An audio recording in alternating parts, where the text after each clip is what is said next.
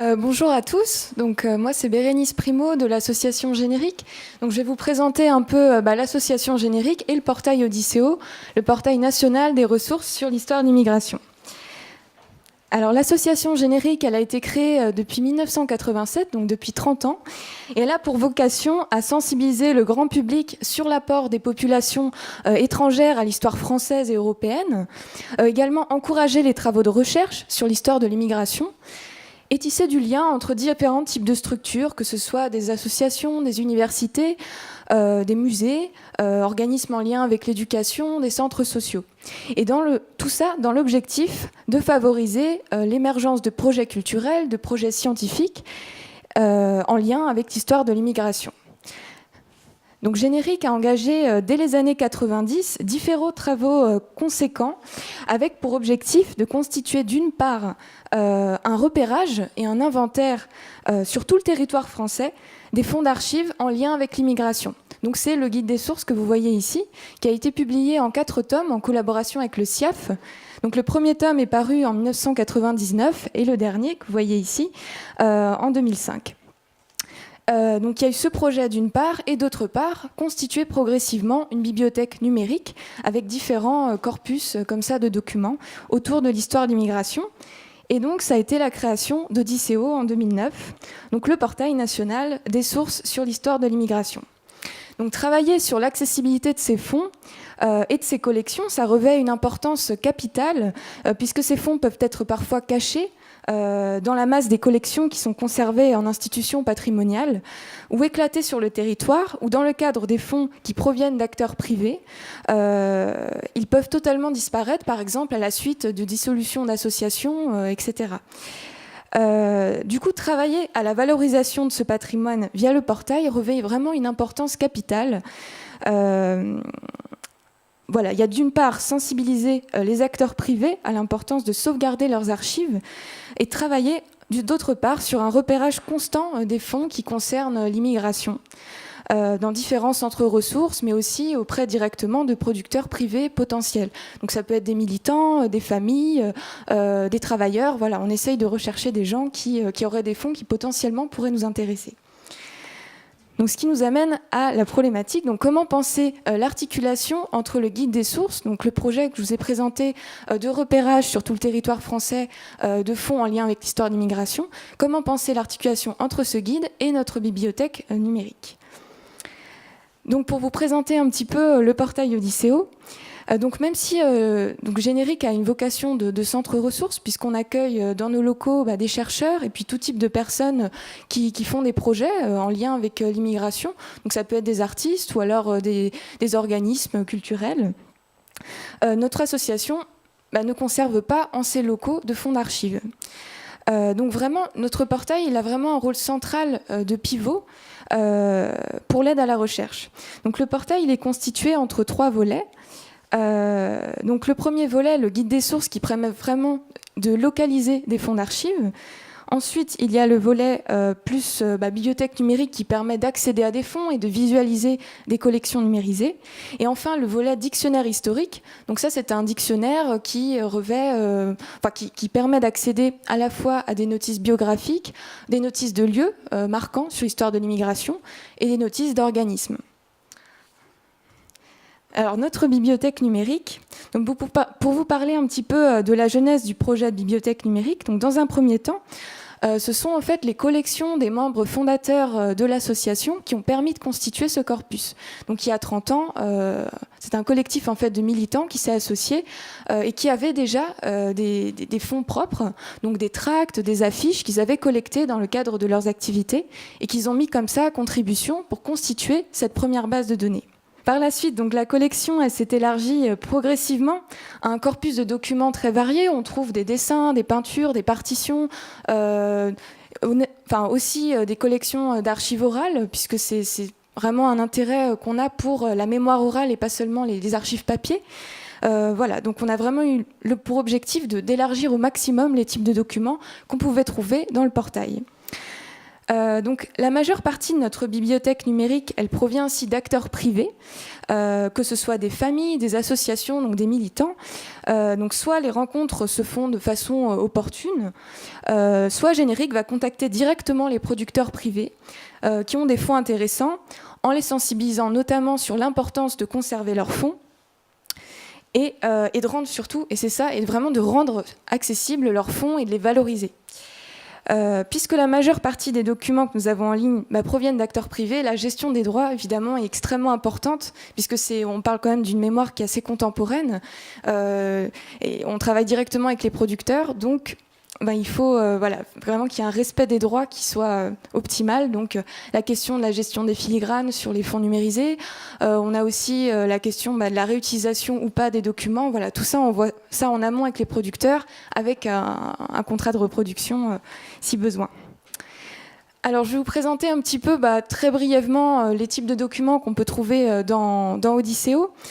Donc, j'ai fait une sélection sur la thématique des femmes au travail, donc la prochaine grande collecte qui va arriver en novembre prochain, à laquelle Générique participe, donc pour vous montrer un petit peu la diversité des documents qu'on trouve dans le portail. Donc ici, c'est une collection de photographies de Yamina Bencheni, une militante qui a notamment participé à la marche pour l'égalité contre le racisme de 83. Et là, ici, vous voyez donc manifestation à Marseille dans les années 80 contre le racisme. Donc, autre photographie. Ici, ça provient d'une collection de photographies de Bruno Lemel, qui a travaillé notamment sur le quartier de la Goutte d'Or. Donc là, vous voyez ici des femmes couturières au travail. Donc ça, c'est un exemple de ce qu'on trouve dans Odysséo comme dossier thématique. Donc il y a vraiment l'idée aussi de lier les documents entre eux. Donc je vous invite à découvrir sur notre site Odysséo. Donc voilà, on avait fait aussi un article sur les femmes de l'immigration. Donc voilà un travail donc de Maria Amaral, une artiste qui a travaillé notamment sur la figure de l'exil, qui est née en Argentine. Donc ça, c'est un exemple de ce qu'on peut trouver sur notre blog Melting Post. Donc il y a vraiment l'idée de zoomer sur des documents d'archives pour vraiment essayer de les contextualiser et de sortir un petit peu de la masse de documents qu'on trouve dans notre catalogue. Donc là, ici, c'était sur la compagnie Black Blamber, une compagnie qui est née à Saint-Quentin-en-Yvelines. Et qui a été notamment qui est née autour des concours de danse urbaine organisés dans les quartiers par Jean de Gémade et Christine Coudin dans les années 90. Donc ici, c'est des exemples de ce qu'on a dans la campagne d'archives orales. Donc c'est une campagne qui a été menée par Générique en 2010 en partenariat avec les Archives nationales. Et donc vous pouvez trouver sur Odysséo des extraits et puis venir aux Archives nationales consulter les collections en entier avec tout l'instrument de recherche qui est également disponible sur notre portail. Donc là, ici, il y a une sélection de témoignages sur des femmes qui ont participé activement dans les luttes concernant l'histoire de l'immigration. Donc voilà un autre exemple, donc des périodiques. Donc ici, ce sont les carnets des nanabeurs. Donc un journal en fait qui a été créé par l'association du même nom et qui travaille beaucoup sur des questionnements politiques liés aux femmes de l'immigration. Donc on a la possibilité comme ça avec la liseuse de naviguer dans le document. Et c'est assez utilisé par les chercheurs notamment. Et on peut, pour toute demande, il y a la possibilité éventuelle de réutiliser certains documents selon la convention qu'on a établie avec le producteur. Donc voilà un peu pour une présentation rapide des différents types de documents numérisés dont on dispose dans Odysséo. Donc je vais vous parler maintenant plus du projet de guide des sources concernant les étrangers en France, donc 19e, 20e siècle, qui fait partie intégrante des données qu'on trouve dans Odysséo. Donc ce guide des sources, dans les années 90, l'association Générique a entrepris un énorme chantier de repérage des fonds d'archives concernant l'immigration sur tout le territoire français. Ce travail de repérage, il s'est fait dans différents types d'institutions, que ce soit donc des musées, des centres d'archives, également auprès de producteurs privés, des photothèques, des bibliothèques. Et ensuite, un travail éditorial a été engagé. Donc, par rapport à ce gros travail, donc, qui a été un travail éditorial, donc il y a eu vraiment la publication de 4 volumes. Eh bien, il y a eu la problématique avec la mise en place du portail Odysséo. Qu'est-ce qu'on fait de ces volumes et comment les mettre en ligne dans le portail? Donc, ça a été l'engagement d'un travail de rétroconversion des données, donc l'encodage des données Word en XML pour les importer dans notre portail. Donc, vous voyez ici un exemple de ce que ça peut donner. sur le côté. Donc ce travail est en cours. Actuellement, on trouve la moitié des données du guide des sources sur Odysseo. Donc c'est un gros travail qui prend beaucoup de temps, qui nécessite aussi tout un travail avec un prestataire. Donc on peut par exemple trouver toutes les données descriptives des fonds sur l'immigration qui concernent par exemple la ville de Rouen. Donc je vous invite à découvrir un peu sur notre portail par la suite. Alors le problème qu'on rencontre actuellement, et que les résultats concernant la bibliothèque numérique et le guide des sources sont mélangés si on tape uniquement un mot-clé dans la barre de recherche. Donc, par exemple, ici, j'avais tapé Paris, et vous voyez, on trouve à la fois des vignettes concernant la bibliothèque numérique et à la fois des notices concernant le guide des sources. Donc voilà, c'est mélangé, et pour les chercheurs, c'est pas forcément évident de se repérer dans les deux types de résultats, et ça ne correspond pas forcément aux attentes. Il y a des chercheurs qui s'attendent à trouver sur Odysseo uniquement des fonds numérisés et qui ne comprennent pas forcément bien ce que c'est que le guide des sources. On dit bah oui, mais enfin il n'y a pas de vignette, on ne comprend pas bien. Et puis qui appellent ensuite l'association pour demander des informations, pour savoir comment naviguer dans le portail et puis comment utiliser ce guide des sources. Donc on est actuellement en train de travailler via le portail sur le rendre un petit peu plus intuitif et sur l'ergonomie. Donc le terme guide des sources, s'il est parlant pour nous à Générique, il n'est pas forcément pour les utilisateurs. Et voilà, donc on essaye de réfléchir à toutes ces questions, et puis c'est un travail qui est en cours et qui, dans les prochaines années, on va essayer vraiment de rendre plus simple l'interface. Donc dans notre projet de retravailler l'interface du portail, on doit également naviguer avec les contraintes du prestataire. Donc notre contrat avec le prestataire, il n'implique pas une grande malléabilité en ce qui concerne l'ergonomie du portail. Et puis on a aussi le problématique que le projet doit être réalisable en fonction de nos moyens à nous, c'est-à-dire que nous on est une association, on n'a pas beaucoup de budget, et puis il y a aussi la question, on n'a pas de service informatique, on est contraint aussi dans le temps qu'on peut y passer et puis le nombre de personnes qu'on peut mettre sur le projet. Mais néanmoins, cet enjeu qu'il y a autour du fait de rendre plus ergonomique le portail reste majeur, puisque ça fait vraiment partie des axes qu'on défend à Générique d'accessibilité autour du portail. Donc, ce qui nous amène à la problématique, donc quelles orientations prendre en termes de politique de dissémination des contenus numériques, avec l'intérêt que porte qu'il y a à moissonner et à se faire moissonner. Pour travailler sur l'accessibilité, ça on l'a vu ce matin, les possibilités offertes par le procédé de moissonnage de données est vraiment extrêmement intéressante. Dans le cadre par exemple donc, de moteurs collection, on l'a vu, on peut constituer des boîtes de dialogue thématiques qui sont néanmoins éclatées entre différentes bases de données. À Générique, en ce qui concerne le moissonnage, on souhaite vraiment développer le fait de moissonner de notre côté des données provenant de différentes institutions patrimoniales dans notre portail en paramétrant des sets concernant l'histoire de l'immigration.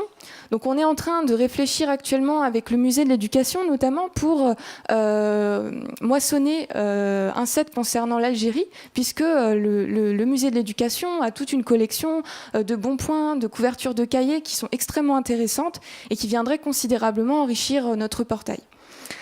Donc à l'inverse, il est extrêmement intéressant aussi que nos données soient moissonnées par de grands agrégateurs, donc comme Europeana, donc vous voyez ici, et également le moteur collection. Donc Gallica aussi, donc des grands agrégateurs qui sont connus de tous et qui permet comme ça à ce que nos données ne restent pas enfermées dans le portail et puissent être connues par un large public. Nous, on a le problème à Générique que souvent les chercheurs ou les gens qui cherchent des données concernant l'histoire de l'immigration, ils ne nous connaissent pas forcément et ils vont sur le site du musée de l'immigration. Et donc, on n'est pas forcément visible. Donc, de là, se faire moissonner est vraiment extrêmement important pour nous. Donc, actuellement, nos données sont disponibles donc, dans Europeana. Donc là, ici, vous pouvez voir les périodiques sans frontières, notamment. Et puis, on a également nos expositions virtuelles qui sont disponibles sur le moteur collection. Donc, il y a un moyen dans le moteur collection de faire remonter les expositions virtuelles dans les premiers résultats. Donc, c'est extrêmement intéressant si vous avez des expositions virtuelles dans le cadre de votre organisation. Voilà, je vous invite à vous faire moissonner par moteur collection. On gagne vraiment en visibilité. Donc nous, on souhaite vraiment continuer à développer cette politique de moissonnage pour la suite, même si on se pose également la question du temps qu'on peut accorder à la mise en place de tels chantiers. Donc sachant que, je vous le disais, on n'a pas de service informatique et que ça représente quand même un gros travail de mise en place et de maintenance également. Donc, ce qu'on a décidé dans un premier temps, c'est de prioriser des petits sets thématiques. Je vous parlais du travail qu'on va engager avec le musée de l'éducation. Donc, des petits sets thématiques qui sont vraiment restreints, mais néanmoins qui vont considérablement enrichir au niveau des typologies documentaires et des bornes chronologiques notre portail. Donc voilà un peu pour une présentation assez succincte du portail et des différents fonds numérisés qu'on met à disposition en ligne. Donc ces archives, elles peuvent être ensuite intégrées plus largement à des projets culturels, des projets scientifiques ou artistiques. C'est ce que je vais vous présenter maintenant avec différents projets de valorisation qui ont été menés par Générique autour de ces fonds, dans l'objectif notamment de favoriser l'émergence d'un dialogue interculturel, du débat, de favoriser notamment, de valoriser des travaux artistiques qui réfléchissent sur l'immigration, dans l'objectif d'aller à la rencontre d'un large public autour de ces questions, autour de l'immigration.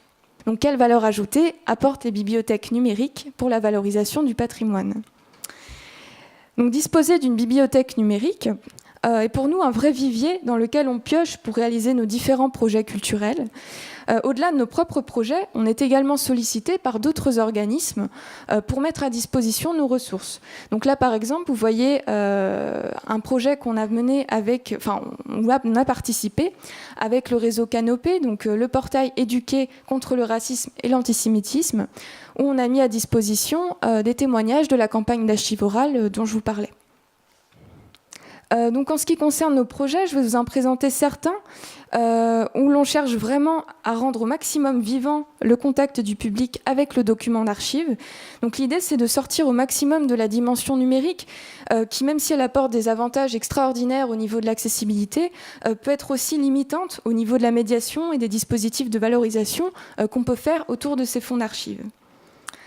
Donc, je vais d'abord vous présenter un travail d'exposition virtuelle qui a été mené autour de la question des cultures et contre-cultures de l'immigration dans les années 70 à 90. Donc, cette exposition, en fait, elle vise à montrer les différentes formes d'engagement culturel des immigrés, où finalement cet engagement culturel, que ce soit par le théâtre, la musique, l'expression graphique, leur a permis de revendiquer leur place au lendemain de mai 68. Donc ici, vous voyez un exemple de la contrebande dessinée avec une illustration du collectif Anita Comics, un groupe d'immigrés en fait, qui s'auto-représente de façon assez caricaturale en jouant sur les représentations et les stéréotypes. Donc voilà, je vais vous présenter quelques slides de cette exposition.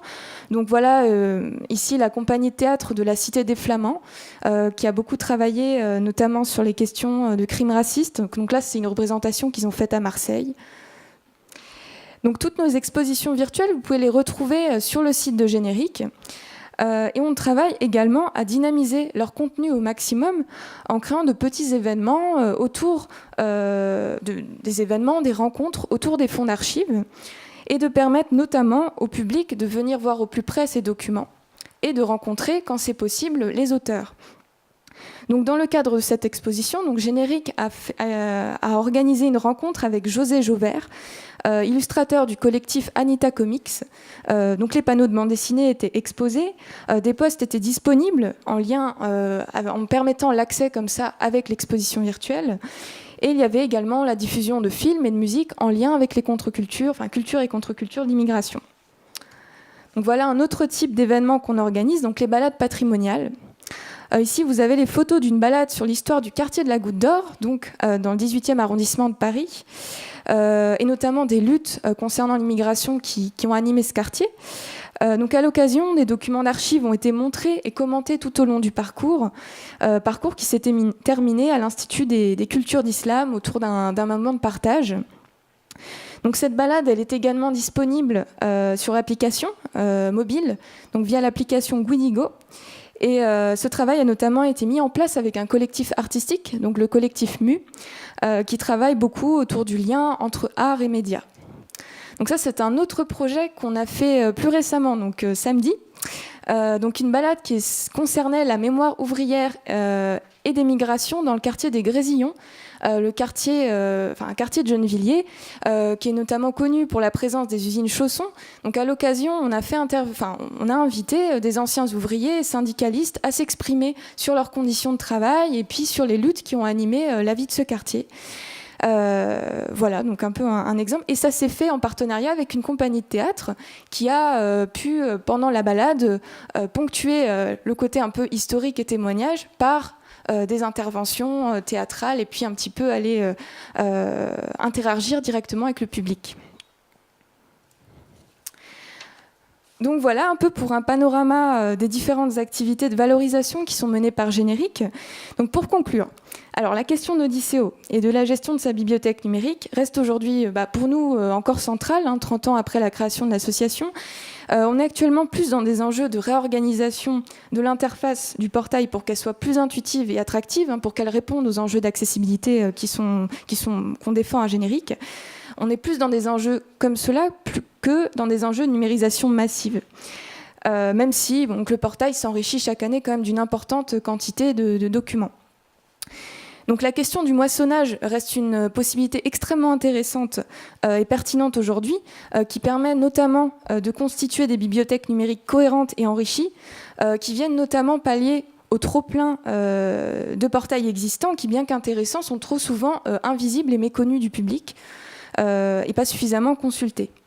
Et enfin, la question de la dynamisation des collections numériques reste un axe de réflexion à Générique pour sortir notamment de l'interface numérique et faire interagir le public au maximum avec les collections.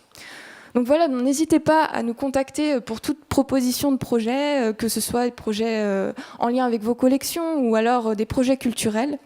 Donc il y a toutes les coordonnées sur le site de Générique, donc voilà, générique.org. Je vous remercie.